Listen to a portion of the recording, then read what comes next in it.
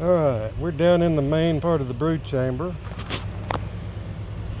And you would not believe how many times people call me wanting to know if I have any queens available because they have no brood, no cap brood, no open brood, and they can't find a queen.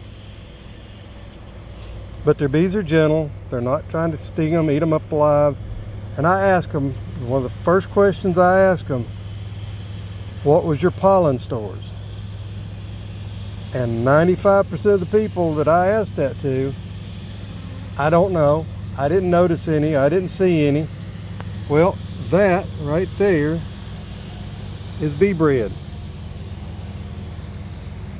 I look for that really more than I look for the queen.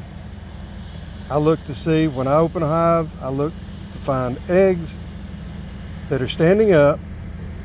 They say, oh, you can tell the age. No, you can't, but I'm just looking for the fact that they've been there less than 4 days. And they have something that if they do not have a queen, they can make a queen out of. But that is one of the main questions I get asked.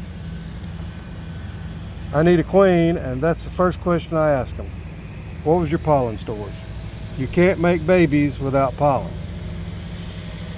You can see how gentle these girls are. I've already found the queen. She was on this frame right here.